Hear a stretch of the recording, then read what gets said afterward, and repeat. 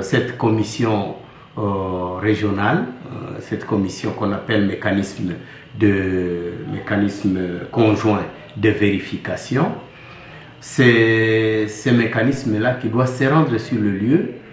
Je suis content que ce mécanisme soit constitué de tous les officiers de la région. Donc il y a aussi un officier rwandais. Nous, la population, nous a rassurés, nous a confirmé que les militaires rwandais sont sur Kaniché-Ja 2. Donc notre deuxième sollicitation, c'est auprès de la MONUSCO. C'est rendre sur le lieu pour voir, pour vérifier et aller vers le Rwanda pour dire au gouvernement rwandais de cesser les provocations contre le gouvernement congolais.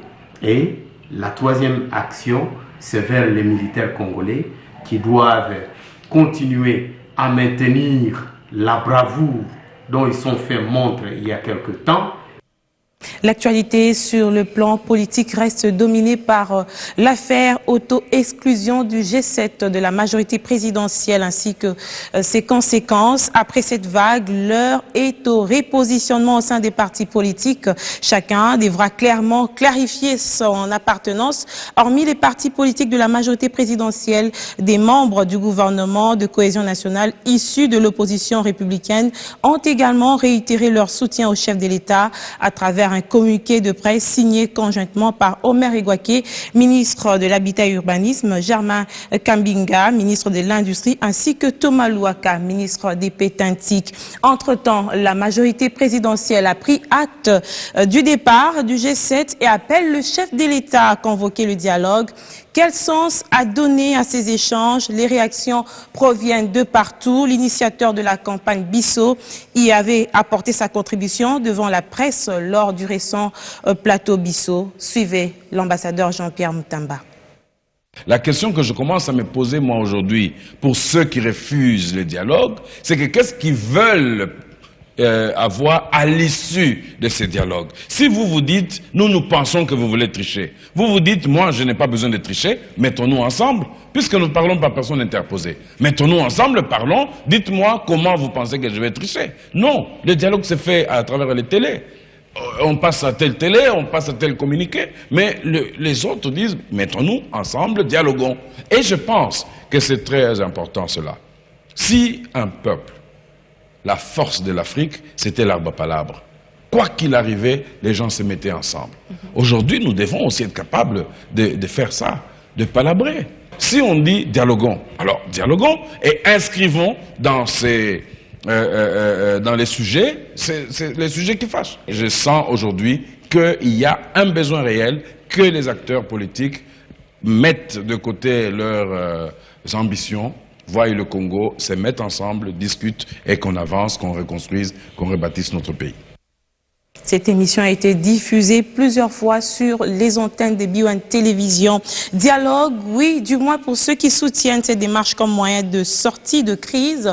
Ils ont sensibilisé la population quinoise car du Front Populaire, une plateforme de l'opposition chapeautée par Lisanga Bonganga qui a organisé un meeting populaire sur le bien fondé du dialogue.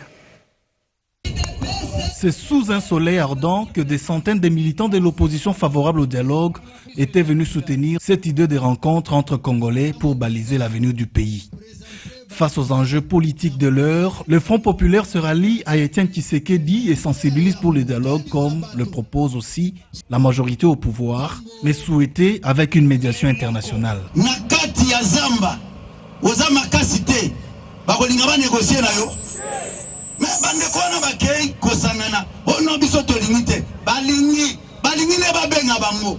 Lisanga Bonganga présentait à la population des déclarations de ses camarades opposants contre qui il entre en guerre aujourd'hui, engagement pris dans l'unanimité pour exiger le dialogue auquel ils sont hostiles. Il y a beaucoup de ceux qui diffusent mal le mot dialogue en ce moment.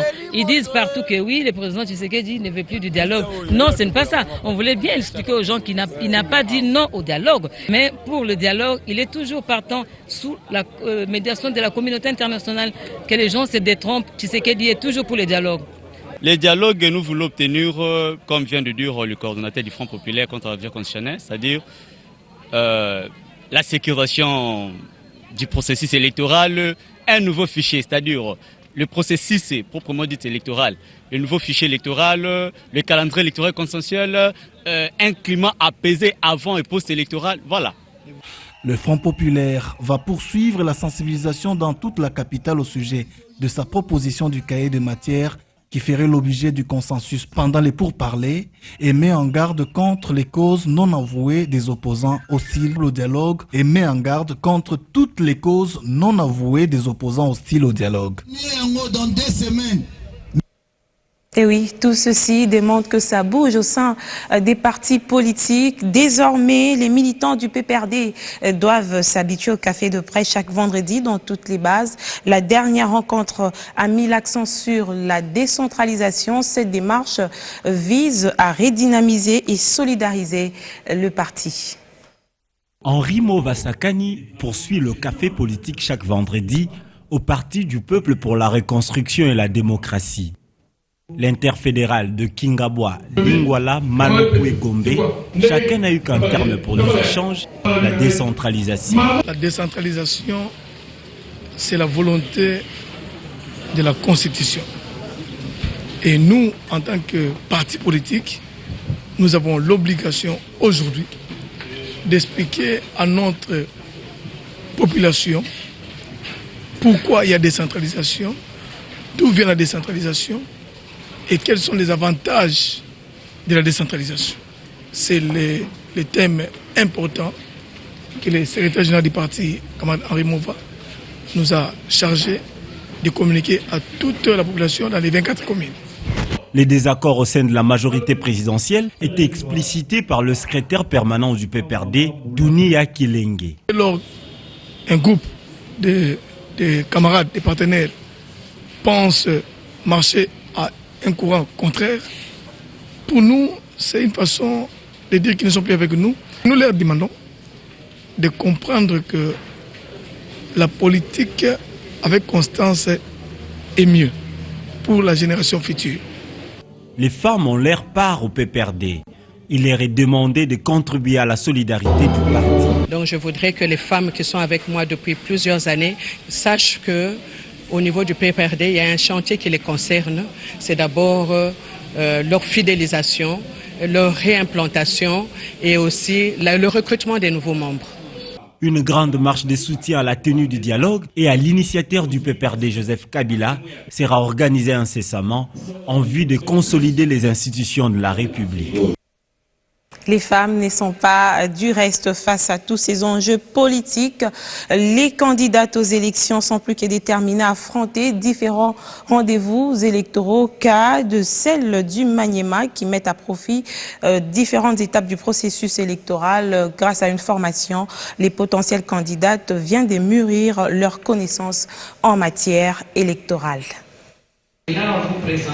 Mandat électif au Maniema, les femmes candidates multiplient leurs chances afin de se mesurer aux côtés des hommes. Le marketing politique de taille les oblige à recourir à la Commission électorale nationale indépendante pour un renforcement des capacités. Un accompagnement électoral nécessaire pour améliorer le score électoral. La notion est bien saisie par les potentielles candidates. On vient de nous montrer comment se comporter comme une grande dame future députée, comment s'habiller, comment se comporter, comment parler devant le public, et ça là-bas vraiment ça me fait du bien. Ça a ajouté un plus à notre timidité que nous avions et ça nous a renforcé à avoir du courage et à affronter les élections. Et ça nous a permis de comprendre beaucoup de choses que des fois on voyait comme un tabou et aujourd'hui c'est comme si c'était un rideau qui s'était déchiré devant nos yeux. De toutes tendances confondues, ces candidates étaient réceptives et les stratégies reçues sont à maximiser pour des résultats escomptés, comme le rappelle la questeur. Demander peut-être un peu plus d'effort, un peu plus de patience, mais beaucoup plus d'assiduité et de sens d'un travail assidus, comme je voulais dire, pour que ça vous permette, vous, d'être aussi des futures formatrices de ce qui vient. Que ça vous permette de rayonner dans vos partis. Vous êtes venus ici depuis 3 jours, je crois. Je souhaiterais que quand vous rentrez dans vos coins, qu'on sente que vous n'êtes plus la même personne. parce que vous aurez compris, vous aurez pris conscience de ce que vous êtes. Parce que là, en vous présentant chacun se rend compte qu'elle est quelque chose. À cette mission s'est associée l'accréditation des observateurs long terme qui a atteint à ce jour 637 membres, dont 330 femmes, un signal fort au regard des ambitions politiques féminines en cours. Je suis également surprise de voir que c'est plus de femmes que nous avons accréditées ici sur les 637 observateurs à long terme. 330 sont des femmes. Ça, c'était quelque chose qui était intéressant parce qu'on sent que la femme voudrait bien accompagner la CENI pour le processus électoral. Des recommandations formulées par ces femmes, notamment sur la sécurisation des candidates pendant la campagne électorale, ont sanctionné la cérémonie.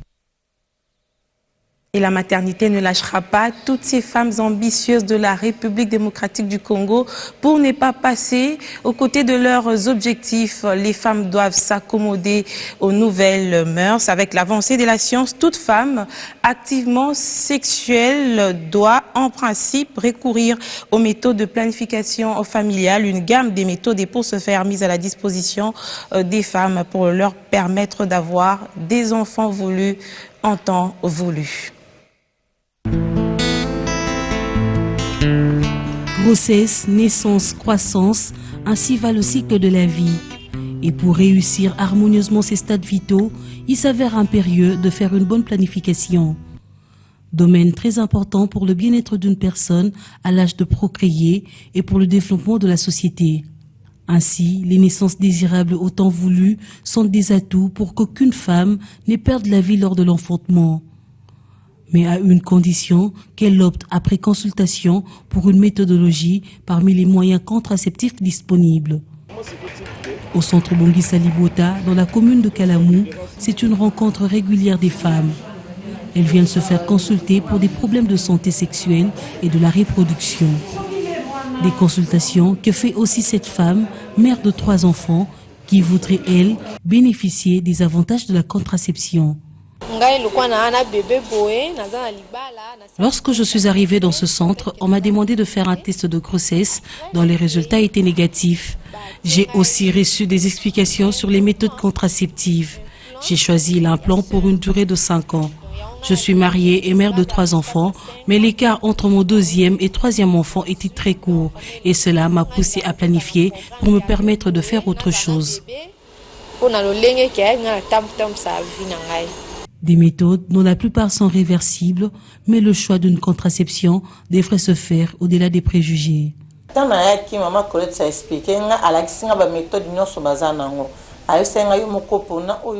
J'ai reçu des conseils de l'infirmière sur les méthodes contraceptives. J'ai porté mon choix sur l'implant de 7 ans parce que j'avais trouvé qu'il n'y avait pas d'inconvénient. Le début a été pénible pour moi, mais avec le temps, j'ai appris à vivre avec. Il faut dire qu'à un certain moment, j'ai craigné des probables effets négatifs, mais les examens d'échographie n'ont rien relevé dans ce sens. Par conséquent, je vous rassure que tout va bien.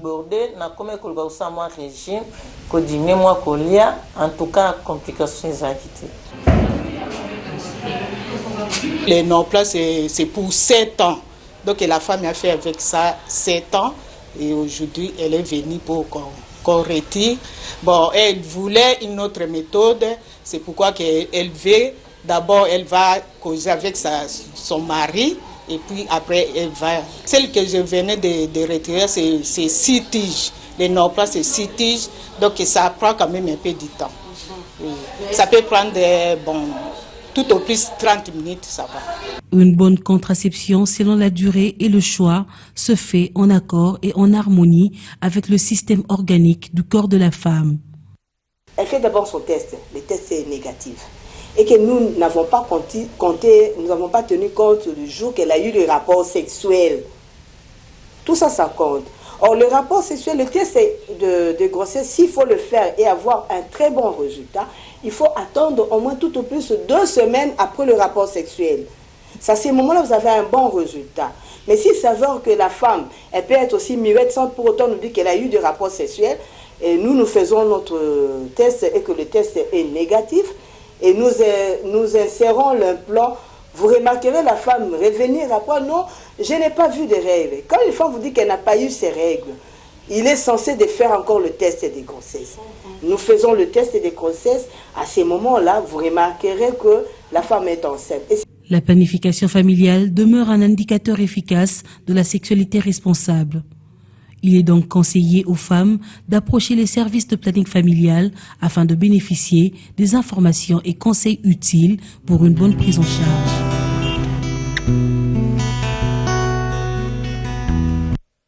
Un conseil à suivre à tout prix pour toutes les femmes de la République démocratique du Congo. Emploi avec la sous-traitance, un sujet qui inquiète plus d'un demandeur d'emploi en République démocratique du Congo et porte à confusion dans certains milieux professionnels, saisissant le cadre d'échange qu'offre la deuxième édition du premier salon d'emploi en République démocratique du Congo, Sodeco Manpower, une société spécialisée en emplacement à Kinshasa, a profité de cette occasion pour expliquer au public quinois la sous-traitance afin de dissuader tout malentendu sur cette question.